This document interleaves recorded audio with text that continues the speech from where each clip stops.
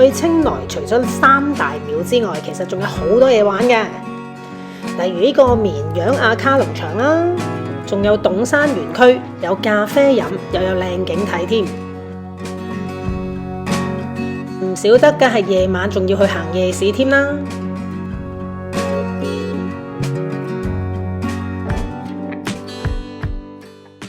大人睇完廟之後，係啲細路玩嘅時候啦。阿卡 Farmville 係親子旅遊必到嘅地方。呢個農場有好多嘅羊，可以俾你哋自己去餵啦，攬住去影相，周山跑都得㗎。大人陪細路玩羊之外，其實呢度嘅風景亦都非常之優美。淨係呢個 view 已經值回票價啦。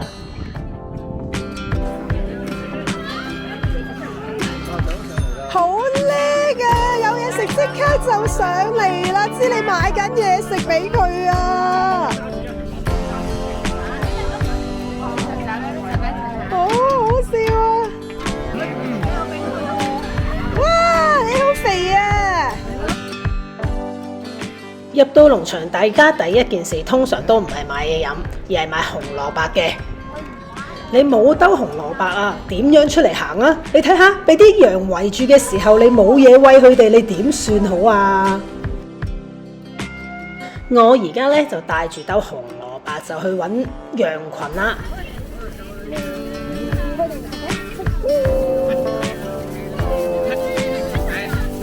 手趕啊！喂，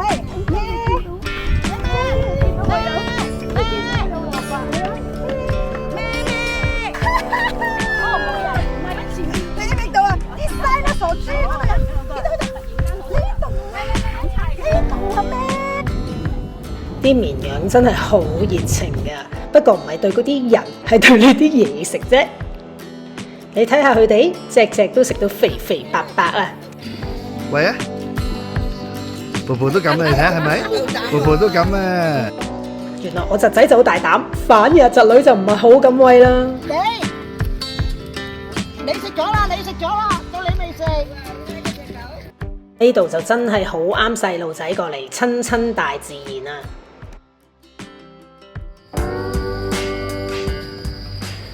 清萊另外一個景點就係董山園區，裏邊包括有皇太后行宮、皇太后花園等等，主要就係睇花睇靚景。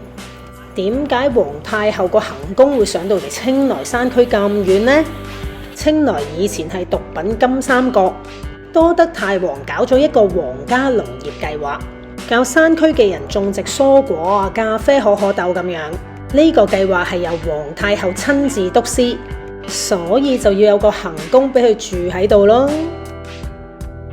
而家董山出嘅咖啡係品質嘅保證，除咗喺呢度有得賣，其實喺清邁好多唔同嘅泰國超級市場都可以買到噶啦。不過既然上到嚟，梗係喺度買翻杯咖啡飲下啦。喺董山飲董山咖啡，即磨咖啡豆個感覺都新鮮好多啊！唯一美中不足，點解要用紙杯裝呢？呢度就係皇太后花園啦。其實我係冇入到去嘅，買飛嘅時候突然間落到好大雨，我哋又趕住翻清邁，所以就諗住留翻下次先再去咯。我哋走咗之後冇耐就停雨啦，可能連個天都唔想我去皇后公園啊！好彩都可以去到呢個觀景台，可以喺高處眺望清萊嘅景色。大家經過呢度都不妨落車喺度打張卡影張相，好靚呢度風景。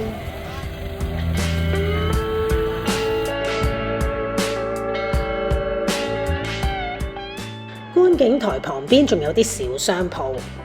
紀念品我就冇買到啦，反而我買咗一棵喺山上邊種嘅菜。去到泰國任何一個地方，夜市係真係唔少得嘅。清萊最出名當然係星期六日夜市啦。今次我就夾唔到 weekend 上嚟，咁佢都有平時嘅常規夜市嘅。